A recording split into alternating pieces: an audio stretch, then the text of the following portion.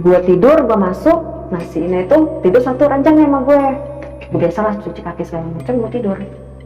Nah pada saat gue baru keleyok, gue sempat dengar suara gamelan. Itu jelas banget.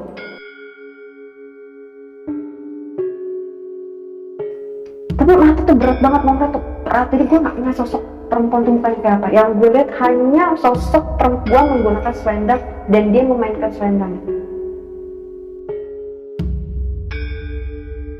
Tiba-tiba si perempuan itu ditemukan dalam keadaan meninggal, tapi posisinya menggantung dengan posisi kaki yang diikat bukan kepala. Jadi kaki yang diikat menggunakan selendang warna hijau.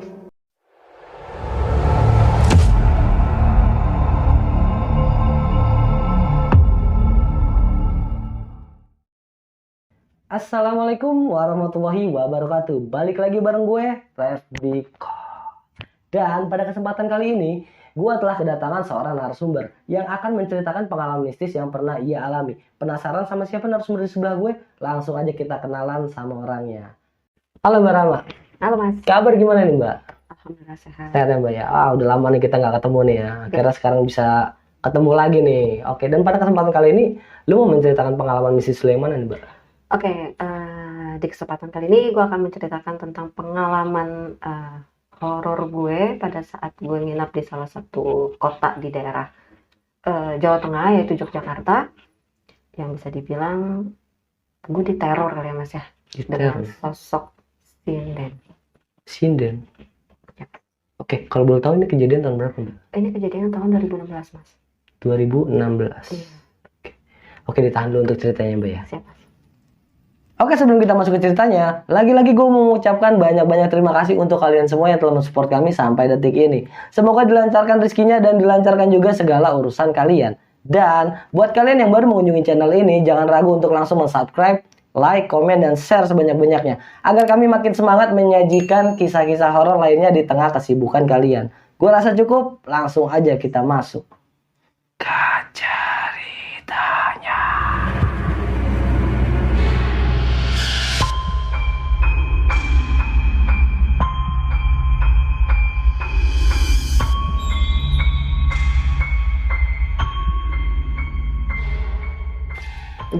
Di sini gue mau bercerita tentang pengalaman gue pada saat berlibur ke salah satu daerah di Jawa Tengah, yaitu Yogyakarta. Oke. Nah di sini gue berangkat berdua nih sama teman gue. Di sana teman gue ada 4-5 orang lah ya, bisa dibilang gue nyusul lah nih sama teman gue ini. Nah kebetulan liburan gue ini bertepatan banget nih Mas sama liburan Hari Raya Idul Fitri. Oh, Idul Fitri. Dan gue berangkat di H+3. Oke. Gue berangkat ke sana, gue naik pesawat sama teman gue ini, karena teman gue di sana udah nunggu kan. Sampai di Jogja itu sekitar jam 2 siang. Ketemu sama teman-teman gue, biasa makan siang dulu. Terus akhirnya karena memang gue harus nyari penginapan kan, gue sama teman gue yang dari Jakarta ini bingung nih nyari-nyari, karena ya balik lagi ya, kebetulan gue di sana momennya Lebaran Idul Fitri, hotel semua full booking gitu kan. Bingung dong, ini mau kemana nih, akhirnya mau stay di mana gitu. Sempet terlintas apa kita nyari penginapan aja ya ke daerah Kaliurang gitu kan. Tapi kalau ke sana kan kita mikirnya jauh kalau kita mau jalan-jalan ke kota Jogjanya gitu. Akhirnya lumayan makan waktu lama sampai akhirnya sekitar pukul 5 sore berhentilah kita nih di satu depan gang yang itu masih di daerah, maksudnya masih di daerah dekat Malioboro Mas gitu. Pada saat kita lagi bingung kan, sama-sama sibuk main handphone untuk lihat aplikasi hotel mana nih yang masih bisa di booking, tiba-tiba ada kakek-kakek Mas yang bersuara gitu. Mungkin dia sebenarnya udah memperlihatkan kita nih yang lagi rungsing mencari penginapan, makanya dia bertanya pada kita di situ, rombongan gue itu, dia bertanya, lagi cari penginapan ya Mbak? Katanya gitu. Kebetulan di situ yang refleks nengok dan jawab gue sama temen gue yang di Jakarta, namanya Ina. Nah, gue jawab dong sama si Ina itu, oh iya Pak, ada, tapi bukan hotel, homestay. Akhirnya gue di situ sama temen-temen gue kayak sedikit berunding dengan tatapan mata doang, gimana gitu kan, dan mereka teman-teman gue sebagian ngangguk-ngangguk, ya udahlah, nggak ada pilihan lain gitu, karena jujur gue sama teman-teman gue tuh milihnya memang kalau bisa dapat penginapan yang di tengah kota Jogjanya, di dekat Malioboro, biar kemana-mana tuh dekat gitu loh. Oke. Mau nyari makan dekat segala macam. Nah, akhirnya kita iakan lah, dianterin lah si bapak itu ke homestay. Dari jalan raya itu ke dalam ya lumayan sekitar 10 menitan kita jalan ke dalam. Nah, kita nyampe lah nih Mas di homestay itu gitu. Masuk, si kakek itu memperkenalkan gua dan rombongan itu dengan ibu-ibu, mungkin dia yang punya atau mungkin dia menjaga, nggak tahu ya. Intinya diperkenalkan, akhirnya ada kamar dan ternyata keceplosan sih, memang seperti entah keceplosan apa emang dia ngasih info kalau oh di sini emang kebetulan banyak yang kosong. Di situ sempet gua sama si Ina ini, gua kan jadi kayak lebih ini kayak sahabatan gua banget lah gitu. Kayaknya gua kalau ada apa-apa tuh emang lebih sering kayak Ke dia, sharingnya ke dia. lebih kayak ada apa-apa tuh kayak langsung chemistry kita dapat banget gitu, kayak untuk apa gitu. Kita ngeliat-ngeliatan di saat semua hotel dan homestay deket situ aja full, kok ini masih ada yang kosong. Sempet Ina tuh kayak ngasih muka ragu, cuma gue mikir kita mau nyari kemana, ini udah jam berapa gitu kan. Udahlah, akhirnya udah nggak banyak pikir panjang, kita iakan, kita bayar untuk seminggu di sana. Kita langsung, karena kita udah mikirnya emang mau seminggu kan di sana gitu kan. Udah seminggu kita bayar. Kita kebetulan dapat kamar di lantai 3. Jadi di homestay itu ada 3 lantai Mas. Lantai pertama itu kayak hanya untuk mungkin si tuan rumah kali ya. Nah mulailah di lantai kedua dan lantai ketiga tuh kamar-kamar. Nah pada saat gue masuk ke homestay itu, diantar mau ke kamar, itu tiap meter itu pasti ada sesajen Mas. Sesajen? Tapi awal gue kan pas nyampe sana, gue berdiri di depan homestay itu malah patung Buddha. Kayak patung-patung Buddha gitu loh. Sampai gue di dalam pun banyak patung Buddha gitu. Tapi kenapa ada sajen? Gue sempet yang oke lah, namanya mungkin di daerah sana ya, balik lagi ya udah masing-masing gitu. Gue ke lantai 2 masih dengan banyak sajen, dan di lantai 2 itu ada seperti aula kecil dan itu isinya alat musik gamelan full. Gitu. Sempet di sini ada alat musik ini. Terbesit sih Mas, kayak kok di penginapan begini ada begitu. Cuma mungkin kita pikirnya ya namanya mungkin mau memperkenalkan alat musik Jawa gitu kali ya, atau mungkin biasa ada hiburan di sana. Bisa jadi mungkin. Udahlah, kita nggak pikir yang aneh-aneh. Ke lantai 3 posisinya itu kamar semua. Dapet di situ kita cuma sewa 2 kamar. Jadi emang sengaja satu kamar tuh rame-rame gitu loh. Nah tapi kebetulan gue ini cuma bertiga Mas di kamar itu gitu, dan kamarnya ya bisa dibilang dengan model kasur yang pokoknya Jawa banget lah di sana, bukan yang modern yang gitu loh. Kasur modern itu udah sekitar jam setengah 6-an, bersih-bersih segala macem, ganti-gantian lah karena kita bertiga kan. Gue duduk di depan lah Mas nih, duduk di depan, gue duduk, kok gue berasa agak beda sih sebenarnya gitu. Maksudnya hawanya itu gini, itu homestay itu ada di tengah pemukiman warga.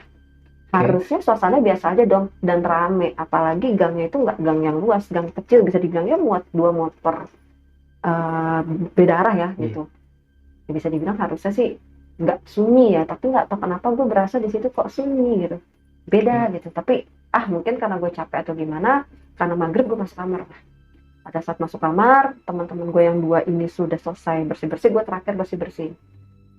Rebuklah nih kita, ngumpul di depan kamar. Ayo mau kemana? Gitu kan. Selesai, kita udah dapet keputusan nih malam mau kemana. Masuk kamar lagi, terus kita kayak prepare untuk pergi untuk makan malam dan sebagainya. Kita skip ya Mas ya, langsung lah nih balik dari dari jalan-jalan itu padahal tuh maksudnya gue tipikal yang sama teman-teman gue namanya ngumpul pasti gila begadang, tapi nggak tahu kenapa gue pribadi sama teman gue Sina itu kayak balik aja yuk, badan kayaknya nggak enak banget ya, positive thinking kita balik lagi ya, mungkin karena kita capek dalam perjalanan ya kan, karena baru sampai. Ya udahlah, yang lain juga setuju biar besoknya kita fresh buat jalan-jalan. Baliklah kita nih sekitar jam 2 malam gitu. Ya sekitar jam 2 kurang lah kita balik. dengan kondisi yang sangat sepi gitu kan. Balik homestay itu setiap lantai itu baunya beda-beda mas. Di bawah itu jelas karena banyak sajen, baunya kayak bau-bau sajen gitu lah. Tapi pas di lantai 2 itu baunya itu kayak bau bunga. Pas di aula mini itu yang banyak alat musik Alat gamelan musik, itu, iya. itu wanginya wangi bunga. Tapi pas ke lantai 3 wanginya anyep. Jadi ada aroma wangi tapi anyep. Jadi kayak nggak semerbak tapi kecium. Jadi kayak anyep gitu. Ya sebagian masih yang nggak masuk ke kamar sih, masih tetap duduk-duduk gitu di depan kamar gitu. Dan gue sempat gabung sebentar, tapi karena memang nggak tahu kenapa gue ngerasa badan tuh kayak udah ya istirahat aja. Gue sekamar nih masih Ina kan, gue tidur, gue masuk, nah si Ina itu tidur satu ranjang nih sama gue biasalah cuci kaki segala macam, gue tidur. Nah pada saat gue baru kelihap, gue sempat dengar suara gamelan, itu jelas banget. Terus gue bersuara lah di situ kayak ngedumel sih, kayak jam segini kok ada suara gamelan sih gitu. Nah teman gue si Ina ini nengok, maksudnya, nah kebetulan ini asli Jogja. Nah jadi ya mungkin dia kurang lebihnya paham kali ya atau gimana. Maksudnya dia sempat nanya gitu, terus tengok, enggak, maksudnya kok jam segini masih ada suara gamelan. Gue ngomong gitu, gue mau perjelas lagi gitu. Apa mungkin karena suasana liburan jadi emang ada yang mengadakan acara gitu kan. Tapi ini yang mengkerutkan dahi kayak bingung gitu loh. Kayak ngeliat bingung. Mungkin dia juga udah ngantuk, terus dia gak berkomen apa-apa, terus dia tidur gitu. Padahal saat gue kelihap, itu gamelan suara itu kayak makin jadi di telinga gue. Makin kencang gitu? Iya, makin jelas. Kencang gak? Makin jelas. Tapi ketika gue buka mata, jauh. Dan itu gue berulang kali, sampai gue tegesin, gue merem, itu jelas lagi. Tapi ketika gue melek, itu jauh lagi.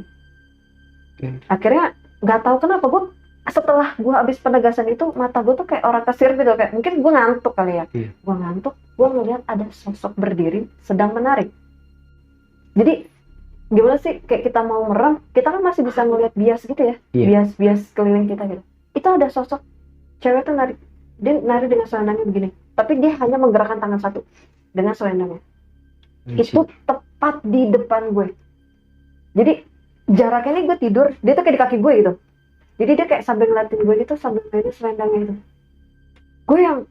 Gue mau bangun tuh nggak bisa, mau negesin tuh nggak bisa, sampai akhirnya gue ketiduran. Nah pada saat gue ketiduran, gue mimpi mas. Gue nggak tahu ya apa ini gue suges karena gue pas mau kelihap itu ngeliat itu, tapi intinya mimpinya itu ada sosok salah satu perempuan yang entah itu dia mungkin emang mau menginap juga di situ, dan dia itu menggunakan pakaian yang mungkin dia pikir kalau di rumah dia biasa kali dengan menggunakan tank top dan celana pendek. Ya mungkin dia pikir, cuma di penginapan doang, nggak masalah doang kalau pakai itu, apalagi mungkin itu mau tidur kali ya. Oke, intinya itu sosok perempuan tuh hanya pakai kayak tank top, celana pendek dan duduk di depan kamar. Dan itu jelas banget di depan kamar penginapan di situ. Dia duduk posisinya, tiba-tiba dia kayak mau bangun, nggak bisa gerak, kakinya tuh kayak nggak bisa diturunin karena dia posisi itu kayak duduk santai, kaki diangkat gitu loh mas. Dia nggak bisa nurunin kakinya, sampai akhirnya tiba-tiba ada sosok perempuan pakai selendang, kayak mungkin bisa dibilang dia itu penari kali ya, mungkin sinden mungkin ya. Ya mungkin sinden, tapi jalannya itu kayak agak sempoyong gitu, kayak agak sempoyong. Mungkin dia capek tuh, pokoknya sempoyong yang di mimpi itu. Terus melewati si perempuan yang duduk itu, diselepet lah pakai selendangnya itu. Diselepet, tiba-tiba bisa turun kakinya dan bisa digerakkan. Dan tiba-tiba setelah habis diselepet dia bisa nurunin kaki, dia kejang.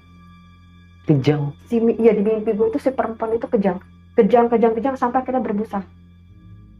Dan di mimpi gue itu entah gimana, intinya tiba-tiba si perempuan itu ditemukan dalam keadaan meninggal, tapi posisinya menggantung dengan posisi kaki yang diikat bukan kepala.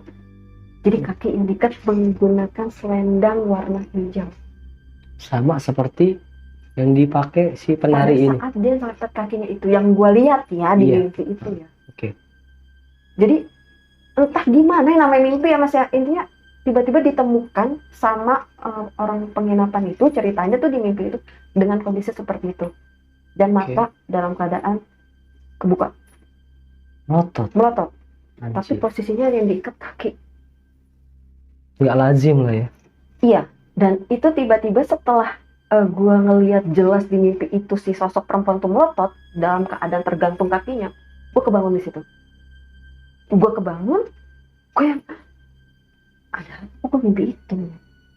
Gue langsung keinget lagi, tadi gue mimpi apa? Mimpi juga kali, apa gimana yang gue lihat? Yang pas lu mau tidur itu. Iya. Oke. Tapi itu gue lihat jelas Mas, karena gue ngerasa banget itu gue belum tidur, karena emang tuh gue kayak kelihap gitu loh. Gue nggak tahu sosok, tapi gue mau melek lagi nggak bisa, kayak udah kepala ngantuk banget gitu. Oke. Nah, gue nggak berani cerita di situ. Maksud gue kondisinya kan itu teman gue si Ina ini juga lagi tidur kan. Gue diam, gue mencoba untuk tidur lagi. Dah, aktivitas berikutnya seperti biasa. Malam keduanya,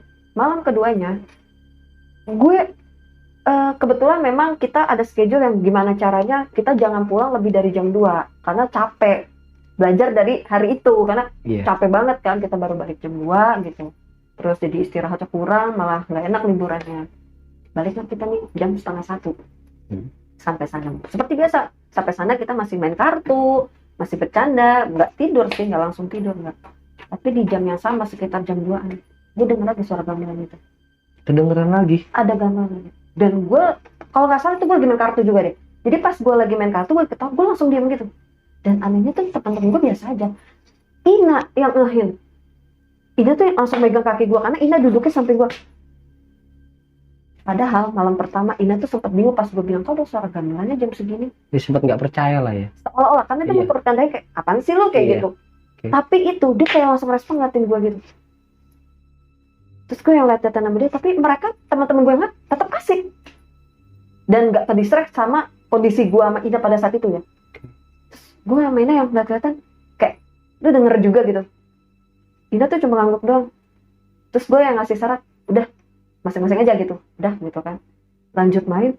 Tapi kok, ya gimana ya Mas? Gak munafik ya, keganggu dong. Kita lagi asik main, tapi suara gamelan itu selalu ada di telinga kita. Selalu berdendang gitu. Terus akhirnya gue sama Ina ngomong gini, masuk Ina, gue bilang. Terus Ina kayak, oh gue juga pengen gitu, masuk aja yuk gitu. Lah, masuk nih, teman-teman gue tetap main, tapi gue sama Ina masuk kamar. Teman-teman gue masuk kamar, terus gue duduk, gue ngomong sama Ina, nah, lu denger juga, gue bahas tuh di situ. Iya, jelas banget. Masih denger nggak, Nak? Masih. Dan gue baru ingat, ternyata di jendela kamar gue itu, kalau kita buka, kita ngomong itu pas banget bawahnya itu gamelan. Tapi nggak ada yang main, karena kita ngomong, kita ngeliat. Jadi gue tuh iseng gitu ngeliat ke jendela, maksudnya emang pengen ngedenger, nggak kepikiran pengen ngeliat ke bawah, justru pengen asalnya dari arah mana sih gitu loh. Lu nyari sumbernya lah ya. Iya, dari mana sih? Tapi nggak tahu kenapa kita tuh kayak tek, ngeliat ke bawah gitu. Ini kan yang di lantai 2, tapi nggak ada apa-apa, nggak ada orang, nggak ada apa-apa, dan arah suara nggak dari situ. Hening di bawah situ. Iya, nggak ada, arahnya tetap kayak dari samping gitu loh, jadi nggak dari bawah, ngerti kan? Biasanya kalau dari bawah kedengeran dari arah bawah, ini nggak, kayak dari telinga kita aja gitu. Sampai kita tuh bingung, kita pakai headset musik nih dan dengerin musik, itu masih ada. Masih kedengeran? Masih. Anjir. Masih. Sampai itu jujur, gue mainnya yang bener-bener yang, kok begini ya gitu. Udah Nak, jangan sampai bikin suasana gak enak nih, gitu kan. Udahlah, tidur aja yuk. Pas tidur, teman-teman gue nih yang di depan ini kayaknya masih pada main nih, karena ya intinya gue izin masuk duluan. Gue ngeliat sosok si penari itu lagi, Mas. Dimimpiin? Enggak, jadi pas gue mau lihat begitu, itu ada lagi dengan kondisi nari lagi. Oh, di momen pas lu mau tidur lagi? Kayak sebelumnya berarti? Iya, cuma bedanya kali ini Ina juga ngeliat. Jadi si Ina ngeliat? Gue yakin Ina ngeliat, karena Ina itu kayak tutup selimut terus kayak agak gemeter. Kayak ketakutan? Mungkin ya, pokoknya gemeter. Kalau kedinginan nggak mungkin, karena justru dia yang lebih kuat dingin AC, karena kan pakai AC ya di situ. Justru di situ dia lebih kuat, malah dia yang sering ngedumel gitu. Ini AC-nya kurang dingin, tapi dia gemeter kayak orang menggigil. Pikiran gue, Nak, lu nggak enak badan sakit? Dia cuma geleng-geleng. Itu nggak tahu kenapa mata berat. Ngomong aja sama Ina tuh mata tuh berat banget. Mau melek tuh nggak bisa. Padahal belum ngantuk banget, karena emang kita sengaja maksain tidur. Bukan karena emang kita ngantuk kan? Iya. Ya kan? tapi mata tuh berat banget mau ngeliat tuh berat, jadi gue nggak ngeliat sosok perempuan tuh mukanya kayak apa. Yang gue lihat hanya sosok perempuan menggunakan selendang dan dia memainkan selendang. Oke. Itu dengan perempuan yang just berkonde yang gue jelasin, tapi gue gak jelasin. Itu hari kedua gue ngeliat itu yang sama. Nggak tahu ya, mungkin emang dasarnya anak muda jiwa kepo ya mas. Oke. Paginya kita kan dapat sarapan. Nggak tahu gue ngerasa sarapan itu ganjal. Jadi sarapan itu tiap iring itu dikasih bunga mas.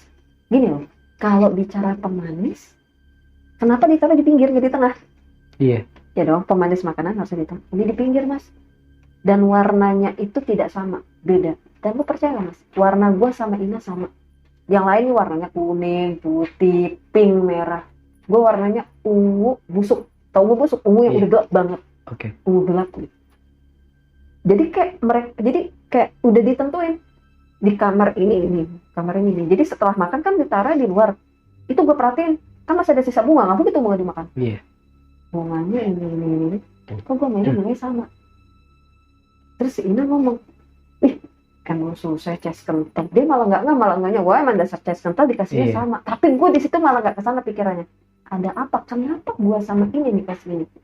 Akhirnya karena kita niatnya abis sarapan kita mau jalan-jalan lagi, sempatlah gue ada pembahasan gini. Kalian semenjak hidup di sana, gimana? Enak nggak penginapannya? Siapa tahu next bisa jadi rekomen nih kalau kita ke Jogja lagi, di situ lagi. Asik kok, enak kok, bla bla bla bla bla. Terus gue bilang, coba tuh kalau seandainya ada suara gamelan di bawah, hitung-hitung kita sambil belajar atau sambil nontonin. Iya. Itu gue sengaja tuh bahas itu. Mancing lah ya. Mancing. Kira-kira ada nggak sih? Orang kedengeran atau gimana? Enggak ada pembahasan itu. Iya ya, nggak dimainin ya, sayang banget. Padahal gue pengen tahu nyoba, cuma kayaknya berat banget tuh. Gue diem lagi. Oh berarti, terus gue Ina sama gue pakai sama Ina tuh kayak kita doang dong mak gitu. Gue ke distract lagi ngeliat bunga itu lagi, keinget bunga itu lagi. Iya. Kenapa harus warnanya sama? Ya, nah akhirnya di situ gue bertanya lah. Di hari itu gue bertanya sama yang penjaga. Gue nggak tahu, mungkin dia penjaga homestay itu gitu. Iya. Gue bertanya lah, manggil Bo, misi. Ya, sambilnya tuh mau nanya, dulu ini kosan atau emang ini memang untuk homestay gitu, untuk hotel gitu. Dia langsung ngelirikin gue gitu. Kayak, gue kan bingung ya dilirikin gitu ya. Gue salah ngomong apa gimana nih? Kan gue cuma bertanya gitu kan. Dia lirik seperti seolah kayak lirikannya itu aneh gitu, kayak ada sesuatu yang kayak gue salah ngomong atau apa nih gitu. Oke. Dia lirik, gue yang mencoba merubah pertanyaan. Nggak, soalnya kirain ini kos-kosan gitu, karena kan dari ininya model kayak kos-kosan. Konsepnya kayak kos-kosan ya. Gitu. Kirain ini dulunya kos-kosan atau mungkin kos-kosan, tapi karena lagi liburan gini dibikin homestay. Dia cuma jawab iya, tidak terjawab, hanya jawab iya. Dia cuma ngejawab iya. Nggak tahu tuh iyanya itu emang iya bekas kosan apa emang khusus buat homestay, cuma jawab iya. Nggak ada penjelasan. Tidak. Akhirnya gue bertanya lagi. Itu kan di atas ada kayak area buat main musik gamelan ya? Kok nggak dimainin? Dilirikin lagi mas. Dilirikin dengan kayak gitu. Oke. Apa memang itu mungkin hanya buat pajangan doang kali ya? Dijawabnya juga gitu. Iya. Pertanyaan ketiga. Bo, di sini ternyata kan aku baru pertama, padahal enggak, itu cuma buat mancing. Di sini ternyata kalau di Jogja itu tiap malam sering ada suara-suara gamelan ya. Dan itu lirikannya lebih beda lagi. Tatapnya tajam banget. Dan dia nggak jawab, dia langsung lanjut kayak ngambil peralatan nyapunya dia pergi ninggalin gue. Nggak terjawab. Gue cuma diem yang perasaannya nggak enak ya. Kayak nggak tahu ya, kayak gue ngerasa kayak udah mulai agak nggak nyaman gitu di situ. Akhirnya gue masuk kamar, itu kondisinya gue kayak balik dulu sore, terus baru niat ntar aja deh malam aja kita keluar buat malam-malam gitu. Sore di sana gue kayak ngerasa apa ya, udah mulai nggak tenang. Nah tiba-tiba nih ngumpul nih, jadi ada beberapa temen gue ngumpul di kamar gue. Terus gue nggak tahu kenapa sih, gue kayak pengen cerita aja. Sebenarnya gue kayak pengen ngasih clue kayak, bisa nggak sih kita pindah penginapan gitu. Tapi dengan alih-alih gue kayak bercerita gitu. Gue mimpi, emang bener gue menceritakan mimpi gue. Gue mimpi deh ada sosok cewek, Tapi gue nggak bercerita bahwa itu di situ. Gue cuma bercerita gini, gue mimpi gue ngeliat ada sosok cewek. Tuh cewek tiba-tiba kejang-kejang, terus dia digantung. Terus tuh cewek pakainya tuh tank top dan celana pendek. Jadi gini, di Jogja itu yang asli Jogja ada 2 orang. Sebenarnya ada 4, cuma yang 2 ini dia se-Jakarta, hanya orang tuanya aja yang asli sana gitu. Nah yang 2 ini memang dia sudah menetap di sana. Jadi gue kenal itu waktu itu teman kampus. Nah dia udah balik lagi selesai kuliah, dia udah balik lagi tuh ke Jogja. Ada 2 orang cewek cowok, Ina sama Eza. Pada saat gue lagi cerita begitu, Eza langsung diam. Gimana mak? Coba cerita lu tadi gimana? Mimpi lu? Dia bilang gitu. Gue ceritain ulang tuh yang tadi. Kok yang lu ceritain barusan ini lu bener mimpi? Ya mimpi. Itu sosok yang gue lihat waktu pertama kali gue nganter lu ke penginapan ini loh. Itu ada di lantai bawah. Gue diem dong. Maksudnya? Gue bilang, iya sosok cewek nih. Tadi kan lu detail nih jelasinnya. Itu bener sama yang gue lihat pada saat gue itu kesini. Gue nyusul. Jadi si Eza ini terakhir datangnya. Dia pikir ntar gue kesana gitu. Jadi nggak ikut dari awal gue datang di Jogja, nggak jemput, nggak. Karena dia kan asli sana kan. Dia pikir mungkin dia ada acara keluarga kali ya. Jadi dia pikir datangnya. Itu dia ngomong. Gue ngelihat dia lagi duduk. Posisi duduknya sama yang lo jelasin. Dia ngasih contoh. Begini kan gitu. Iya. Lu nggak mimpi lu jujur deh, lu apa nih, ada apa nih? Dia ngomong begitu. Nggak, tenang aja, gue asli sini kok. Mungkin dia ngerasa di hasil situ, jadi dia mencoba untuk, udah lu nenangin gue, cerita apa adanya. Kenyataannya gue mimpi, gue bilang, loh, gue mimpi. Dia diem tuh, menggantung, dia bilang gitu. Iya, endingnya gue liat menggantung, gue bilang. Tapi emang sih pada saat gue datang itu habis maghrib kan, itu dia ke situ. Gue memang kan gue permisi, dia nggak menjawab, tapi kan gue nggak tahu dia mengangguk apa nggak, karena ya sopan santun lah, nggak enak kalau dia nengok pagi perempuan kan pakai baju begitu ntar dikiranya apa-apa. Jadi dia nggak mau mencoba nengok, tetap nunduk, tapi emang nggak ada jawaban gitu. Tapi itu benar persis banget, itu sama yang gue lihat. Gue diam di situ, pikiran gue kemana-mana mas. Gue udah ada apa ya? Skip katanya. Mau makan gimana nih? Jadi dia kayak memecah fokus kita supaya udahlah nggak usah mikir aneh-aneh gitu loh. Mau makan di mana? Tapi ya balik lagi ya, gue tetap dengan tanda tanya. Itu kan hari ketiga ya. Pas hari ketiga, nggak tahu kenapa gue kayak gue pengen cabut aja deh. Gitu. Itu udah nih pas hari ketiganya nih, gue pikiran. Itu sekitar jam 1-an, gue mikir kayaknya ntar kita check up deh. Maksudnya kita balik aja, urusan entah mau tetap stay di Jogja dengan kita nyari penginapan lain atau kita emang balik ke Jakarta, intinya balik dari situ, dari tempat itu. Itu tengah malam. Sama seperti biasa, malam gue dengar suara gamelan lagi dan gue melihat sosok itu lagi. Nah, pada saat sebelum gue tidur itu, gue emang ada obrolan kan, kayaknya balik aja deh, badan gue gak enak segala macam. Itu ada pembahasan itu kan. Dan ada yang mengiyakan, ada yang ikut aja, ada yang bahkan kita udah bayar sampai hari ke-7 gitu kan. Tapi gue tetap kekeh, enggak, gue pengen cabut ya, nanti terserah mau cari penginapan atau emang baiknya kita balik. Pertanyaan dong buat mereka, mungkin ada apa? Nggak ada apa-apa, gue bilang nggak apa-apa, ya udah kita cari penginapan lain aja, bebas. Udah tidur itu gue denger lagi, gue nggak sosok itu lagi. Bedanya pada saat gue ngeliat tetap dengan kondisi yang sama, gue nggak bisa melek, gue tetap lihat, tapi gue di situ berasa banget, gue tuh kayak kaget denger suara kayak gong tung gitu. Gue kaget, gue kebangun, gue diselepet dong pakai kain itu, kain selendang itu. Jadi sosok si perempuan itu di situ, gue nggak tahu ya, balik entah gue itu mimpi atau gimana. Pokoknya intinya pas gue denger suara gong, gue kayak melek, terus gue kayak diselepet pakai selendang itu. Dan situ gue kagetnya juga kayak orang bangun juga gitu, karena kaget diselepet gimana sih mas, kaget gitu diselepet gitu, bener-bener diselepet pakai. Terus tiba-tiba gue ke distract dengan mimpi itu. Gue gemeteran, gue nggak tidur di situ. gue nggak bisa tidur sampai subuh, gue nggak bisa tidur.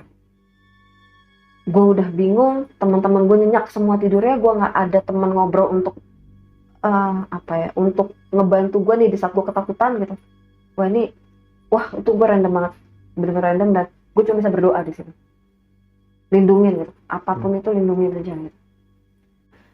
Karena gue mikir gue pengen balik, jadi kan sebelumnya gue udah bahas gue pengen balik, dan gue cek di aplikasi itu penuh semua nih untuk tiket-tiket transportasi, karena kan masih masih liburan lah, masih liburan lebaran gitu. Akhirnya gue berpikir untuk coba untuk nanti beli tiket langsung di bandara gitu. Yang gue tahu karena gue pengen pakai salah satu maskapai itu, jadi gue udah paham nih maskapai itu kalau di Jogja itu jam-jam berapa aja nih Jam penerbangannya jam berapa aja? Flightnya jam berapa aja. Kebetulan gue ngambil flight yang siang gitu, karena sekalian check out aja gitu kan. Iya. Ternyata gue bablas, gue bangun jam 4 sore.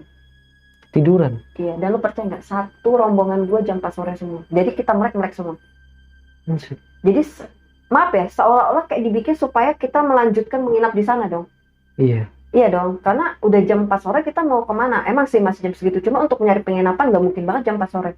Belum packing, ngebawa-bawa barang, belum nyarinya lagi segala macam. Iya. Seperti itu seolah-olah, ya kan? Dibuat seperti itu. Ini pikiran gue aja sih. Kenapa pas jam 4 gue bangun kaget, mereka juga, jam 4 sore serius lo? Anjir, kita nggak makan siang gitu.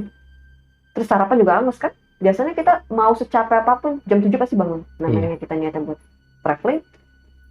Ini nggak, jam 4 sore. Terus semua temen lu tuh jam 4 sore semua berarti? Padahal kita tidur nggak ada lebih dari jam 3, kecuali gue ya. Mereka ngomong, padahal gue tidur dari jam... Pokoknya gue ingat-ingat mereka tuh nggak ada tidur lebih dari jam 3. Gue doang mungkin yang subuh. Tapi mereka bangun jam 4 sore. Dan wajar dong, gue berpikir aneh di situ.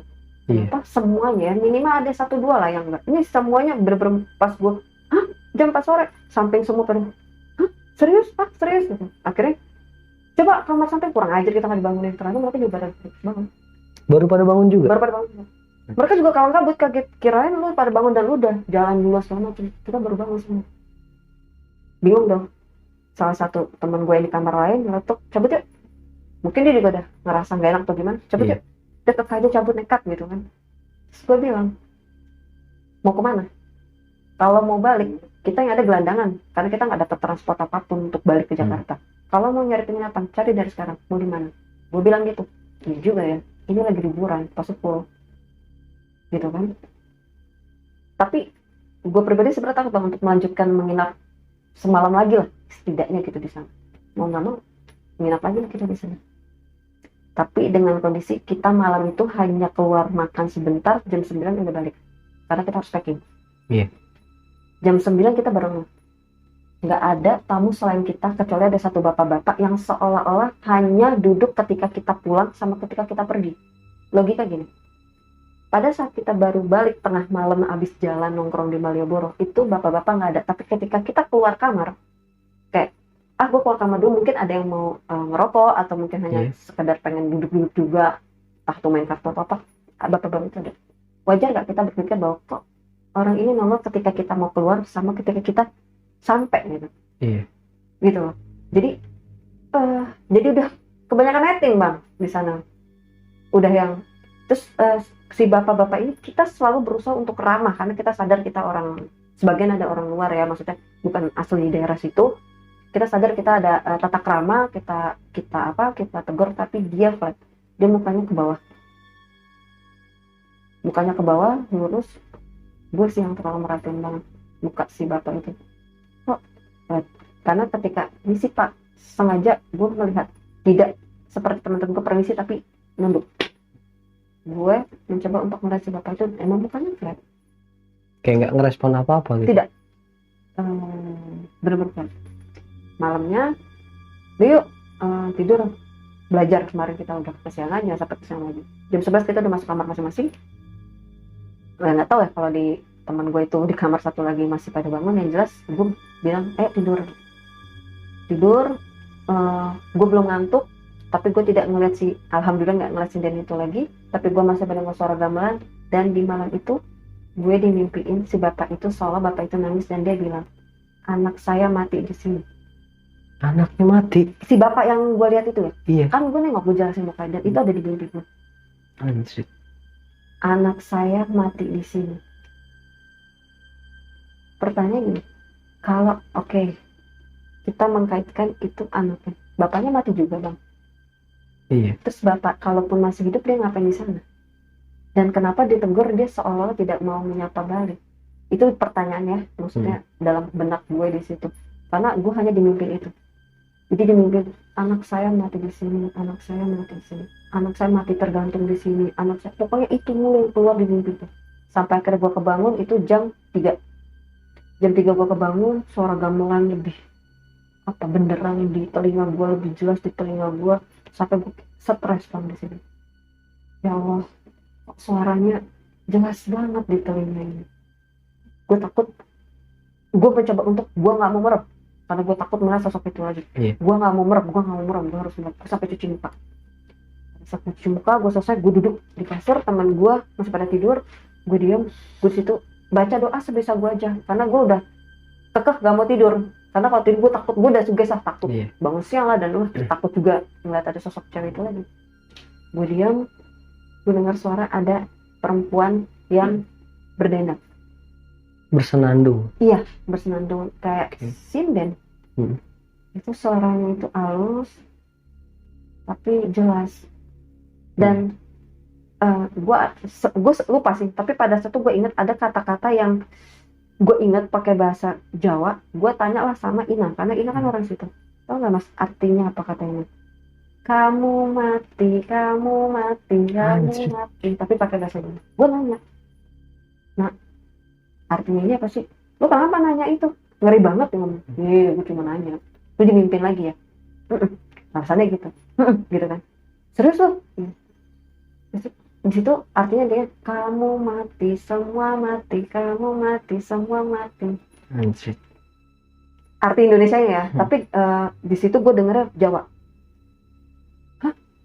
Diam tuh. Udah, Ina udah yang, mak, udah, ayo. Nggak usah pikir mana-mana, yang penting fokus gimana caranya kita balik dari situ. Pada saat itu hari keempat, ya kan? Hari keempat balik kita dikunci mas. Dikunciin? Jadi kita mau keluar nih, yuk packing ke bawah sekalian pamitan. Ada sisa 3 hari lagi, nggak usah pikirin. Kalau nggak kerempes mau gimana? Ya kan, pikirnya gitu. Oh ya udah, mereka udah mengikhlaskan, walaupun mungkin mereka sempat ngedumel, udahlah. Mau apa? Mendingan kita mikir mau enaknya gimana, kedepannya gimana, mau jalan-jalan apa mau balik gitu. Sampai di bawah sunyi mas itu. Satu bangunan rumah itu 3 lantai tuh sunyi semua. Kita tuh apa yang bingung. Dan pas nyampe di lantai dasar, lantai 1 tuh lantai dasar, pintu dapat ketutup, dalam keadaan ketutup rapat dan dikunci. Biasanya nggak, kita pagi sarapan itu pintu pasti kebuka karena ada yang nyapu. Itu ketutup. Itu kita keluar itu sekitar jam 6:30. Sama seperti kita sarapan, karena kita berharap dapat sarapan dulu gitu. Setiap pagi kita dapat sarapan dengan bunga yang sama, tapi mereka warnanya beda. Misalkan si Eza ini warnanya waktu hari pertama misalkan kuning, merah, putih, beda-beda. Tapi gue sama Ina sama ungu tua gitu, ungu selama 4 hari itu sama. Iya, enggak 3 hari dong, karena 3 hari ya. Karena pas hari keempat ini kita mau sarapan tidak ada sarapan apa-apa. Lucu nggak?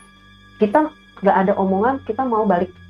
Harusnya sarapan tetap disediakan. Biasanya kita 6:30 sudah sarapan gitu. Cuma hari ketiga doang kan itu kita kesiangan. Hari keempat kita ada yang ngomong mungkin karena kemarin kita nggak sarapan, dikira kita nggak mau sarapan. Setidaknya itu sudah menjadi include lah. Iya dong, itu udah ya itu urusan dimakan nggak dimakan dia tetap harus nyiapin. Harusnya begitu. Ini nggak ada. Nggak ada. Terus yang terjadi di lantai bawah itu sesajen itu dalam keadaan ada asap-asap di sini. Tapi asap tipis ya. Ada asapnya? Iya, ada asapnya. Seingat gue dari awal gue datang tuh tidak ada. Asap itu tidak nyala. Itu nggak ada kayak dupanya atau gimana gitu? Pokoknya gue ngeliat ada asap keluar dan itu nggak ada baunya. Nggak, padahal kan waktu pertama kali gue cerita awal kan, pada saat masuk yang gue cium di lantai dasar bau dupa. Bau bunga. Bunga dong, bau bunga di lantai 2. Oh, bau sajen, bau sajen. Oh iya, bau sajen. Kayak bau sajen gitu loh. Itu nggak ada bau apapun, cuma ada asap. Dan posisinya dikunciin. Pada saat itu kita gedor-gedor, itu ada orang mas yang lewat depan itu nggak nengok. Padahal gue gedor-gedor. Karena awalnya kita nggak panik kan, udah tunggu dulu, tunggu sampai sekitar 15-20 menit, kok ngerasa suasana nggak enak karena ngeliat asap itu, karena kita, ih, ngeri juga ya, posisi nggak ada orang sama sekali, mas, kita kan turun ke bawah, kita ngeliat di lantai 3, karena kita di lantai 3 kosong, benar-benar kosong, nggak ada sama sekali, nggak ada sendal jepang, kosong lah, bahkan beberapa pintu ada yang dibuka, pokoknya kosong lah, di lantai 2 lebih parah, itu pintu tuh kebuka semua, itu kosong, kosong semua, di lantai 1 nggak ada orang sama sekali, panik dong. Awal kita positive thinking, nunggu 15-20 menit, nyatanya nggak ada, panik lah, mulai kita gedor-gedor di sini, gedor-gedor, bo, gitu kan, karena kan kita kenal sama si Bo gitu kan, bo, itu pada ada yang jalan, kita kan kedengeran suara langkah jalan, namanya itu di jam segitu pasti kan namanya pemukiman, udah mulai rame lah ya. Iyalah pasti dong, nggak mungkin kita kencang banget, dan itu kayu, apa ya, pintu kayu, pintu 2 pintu tapi kayu. Apa sih mas, kita udah gede-gede nggak mungkin nggak kedengeran.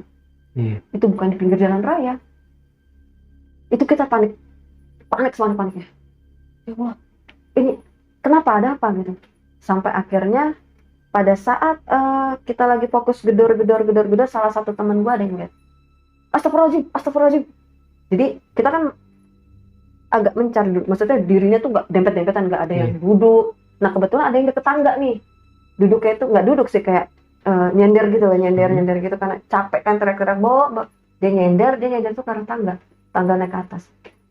Teman gue itu ngeliat sosok sinden nengok begini, jadi setengah badan doang nengok begini. Anjir, sosok sinden. Awalnya dia ngomong astagfirullahaladzim, dia bilang astagfirullahaladzim. Kita nengok dong, ke distrak dong. Kenapa?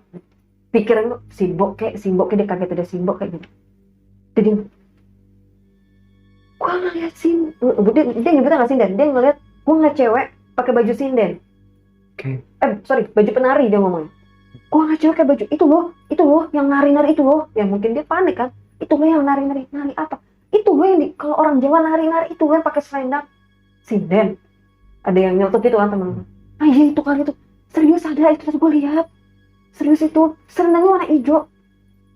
Itu di situ serius, dia berkonde. Gue di situ panik kan.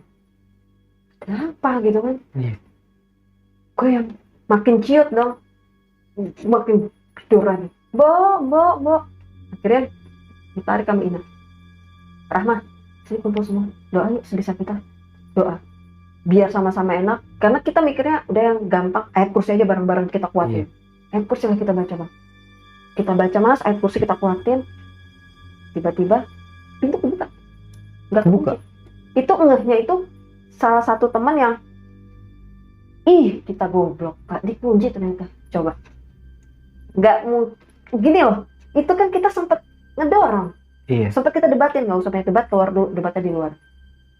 Akhirnya kita keluar, kita nggak pamitan, lu cabut gitu aja akhirnya, nggak ada orang, mau kita sama siapa, ya sudah, karena kondisinya habis selesai ayat kursi. Mungkin nih teman gue ini nggak fokus kali baca ayat kursi, jadi mungkin dia udah panik, terus mungkin dia ngeliat arah pintu itu. Kan kelihatan mas kalau dikunci apa enggak ya dari sela-sela pintu. Goblok kita, orang nggak dikunci. Ya kita buyar dong, lagi fokus baca ayat kursi itu, yang lain tuh buyar, termasuk gue buyar. Buru-buru buka, ada yang ricu. Apaan orang tadi udah coba? Udah nggak usah ribut, keluar dari sana, fokus. Kita udah nggak ada jalan-jalan mas. Udah mendingan kita cabut aja yuk, balik ke Jakarta. Yang masih mau di sana karena memang kebetulan masih ada kepentingan ya monggo. Kalau enggak, intinya gue disitu bersuara, gue pengen balik ke Jakarta. Oke. Akhirnya setuju beberapa teman gue, karena kan awalnya gue berdua doang nih, karena yang lain udah di sana. Akhirnya ikutlah, ada 2 orang lagi ikut, kita berempat akhirnya ke Jakarta. Nyari transport segala macam, masih full kan, gak bisa. Akhirnya ada yang ngasih tahu kalau mau ke terminal daerah Solo kalau nggak salah. Mau nggak mau kita kan jauh lagi ya ke sana. Cuma karena kita mikirnya penting kita nyampe deh, udah ke sana juga aja. Biasa di sana banyak banget bis charteran atau bis yang mau lah berangkat gitu tanpa PO lah, maksudnya entah tuh PO atau gimana nggak ngerti lah, pokoknya ada di sisa. Coba kita ke sana, berangkatlah gue sekitar 1,5 jam dari Jogja ke Solo. Sampai terminal akhirnya alhamdulillah kita dapat bis itu, berangkatlah itu sekitar jam abis maghrib bisnya. Abis maghrib kita berangkat dari Solo. Itu bis pada saat gue kan berempat, pada saat di situ kita berasa kok di situ penuh sih tidak ya, tapi rame. Ya mungkin karena kita capek ya, dan udah banyak yang kita alamin capek, kita di situ udah benar-benar lelah. Pas enggaknya itu kalau nggak salah lapar ya gitu, kira-kira nih bis berhenti di mana ya gitu. Kita baru ternyata di bis itu kira-kira cuma nggak nyampe 6 lah, 6 ya mungkin 6-7 orang aja kali. Itu di luar kita ya. Di sepanjang itu logikanya kalau cuma 7 orang nggak mungkin pada saat kita mau berangkat kita semua ngelihin itu rame. Ya kan. Terus ada pada turun sih gitu, udahlah biarin aja. Itu udah masuk kawasan Jogja, trouble. Di situ trouble terus sampai ke Magelang. Sampai itu trouble nggak berhenti. Jadi udah bisa jalan, trouble lagi. Kesel kali salah satu teman gue, nanya lah ke keneknya, Mas, piye sih? Apa? Nggak ngerti, dia bilang gitu. Trouble mulu. Nah, mungkin udah capek juga kali ya tuh. Jadi ngomongnya jawabnya begitu. Udah akhirnya kita ya balik aja ya. Gak pikiran macam-macam. Mungkin yang namanya bisa ada trouble ya udah gitu. Duduk ke tempat semula sekitar setengah jam, bis udah mulai jalan.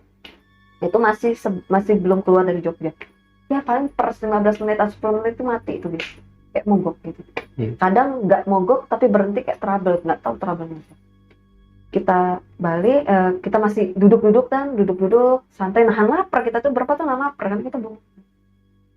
Nah di bis itu kan kayak ada ruang smoking area di paling belakang.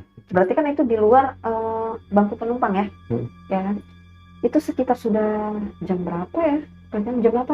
Sampai setengah 9 udah malam kan. Pindah belakang yuk. Gokil-gokilan aja di belakang lah. Bete gitu kan. Wih, kebetulan gue terakhir bangun. Pada saat gue bangun ke belakang itu, badan gue ke belakang, gue ngeliat ada sinden itu duduk di sini. Ada tuh sinden? Iya. Dia natap gimana sih posisinya, kayak gue jadi kan kayak ada pembatas gitu kan. Jadi nggak ngepong, ada pembatas gitu. Jadi dia tuh natap gue. Mukanya itu kalau dilihat dari gestur muka kayak agak berisi sebenarnya. Gitu. Jadi gue cuma terfokus sama tatapan mata sih. Itu kayak natap gue dan dia mainin selendangnya. Jadi dia duduk sambil main selendangnya natap. Dan gue minta teman-teman gue nggak jadi kesana. Nggak usah kesana deh. Kenapa? Ntar aja. Gak enak. Ini lagi teraba-teraba mulu. Ntar kita di-happy-happyin di belakang atau kita kelepasan gimana. Dikira kita nggak mengerti gitu. Alasan gue gitu. Ini juga ya. Ada yang udah biarin. Udah nanti aja dulu.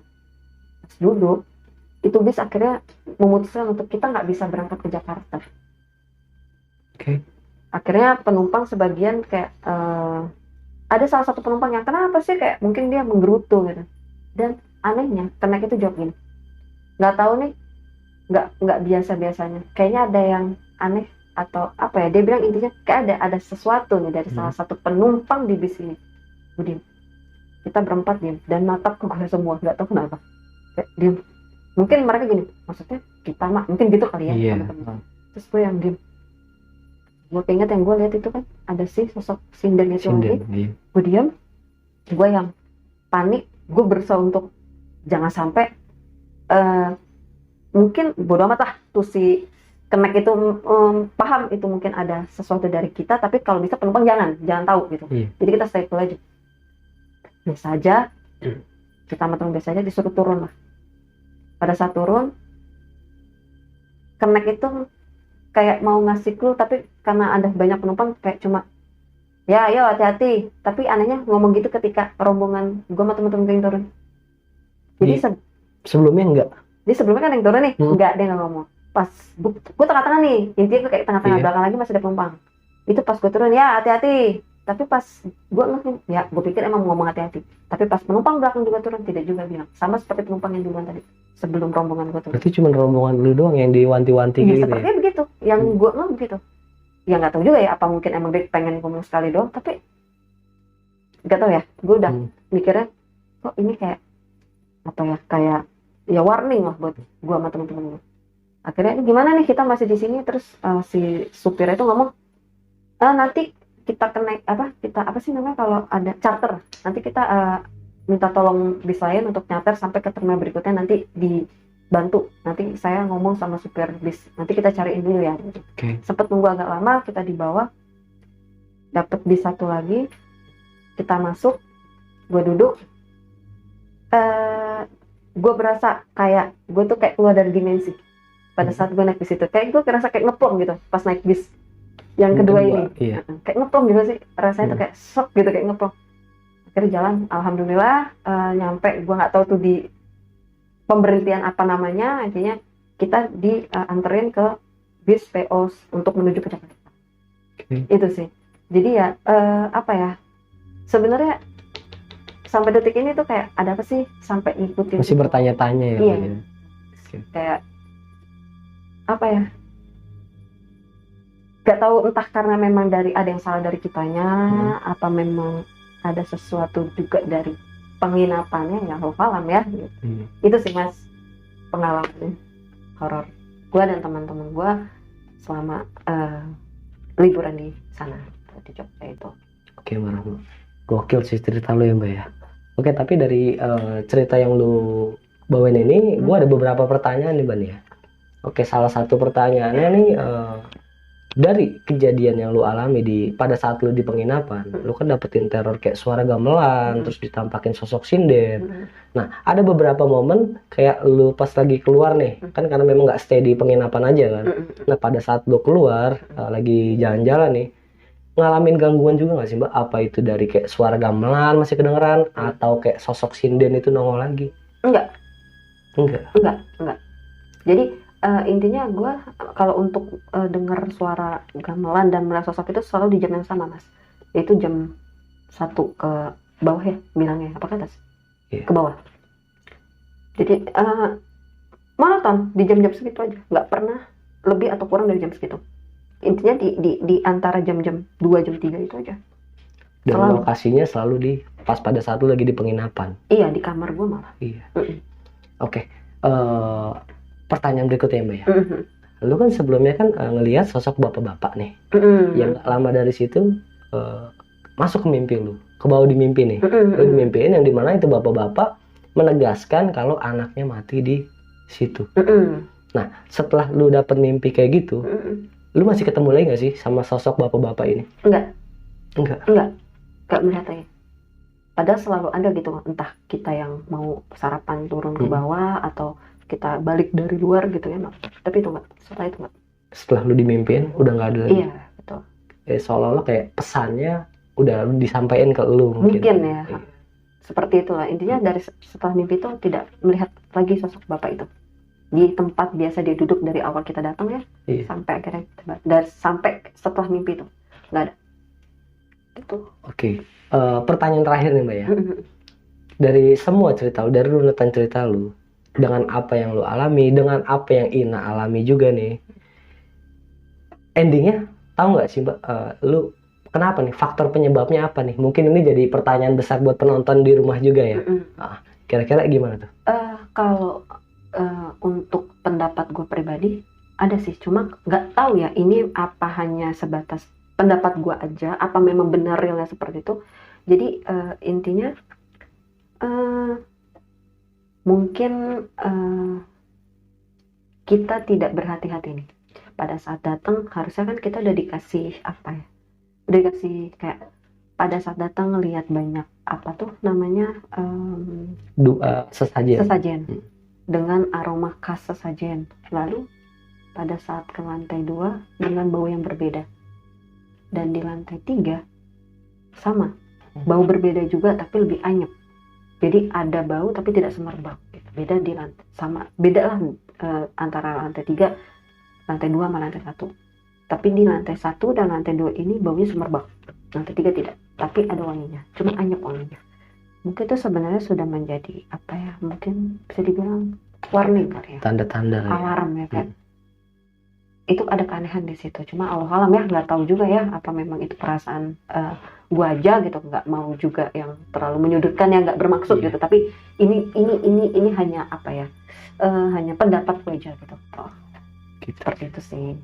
Oke sih Mbak, gokil sih Mbak, lu bisa bertahan sampai berhari-hari di sana sih ya. Nah bingung gini, ini perempuan yang dimaksud ini perempuan yang digantung atau jangan-jangan si Sinden. sinden itu yang jadi korban. Allah alam ya, kita nggak tahu. Itu masih jadi pertanyaan besar Gitu. ya. Ya biarkanlah itu menjadi kemasan mereka. Iya, jadi mungkin jadi Iya. sejarah sendiri buat tempat itu ya. Betul. Oke Mbak Rahmat, terima kasih banyak ya. Lu udah mau menyempatkan waktu lagi untuk Sama-sama. bercerita di Penatua. Jangan kapok Mas. Siap. Oke, sekian untuk cerita kali ini. Ambil sisi positifnya dan buang jauh-jauh sisi negatifnya. Dan sekali lagi gue mau ngingetin, keberadaan kita di sini tidak ada maksud untuk menakut-nakuti. Kita hanya berbagi pengalaman dari apa yang pernah dialami langsung oleh narasumber kita. Oke, gue rasa cukup. Akhir kata, gue Ref Dikul dari Penatua dan Mbak Rahma pamit undur diri. Wassalamualaikum warahmatullahi wabarakatuh.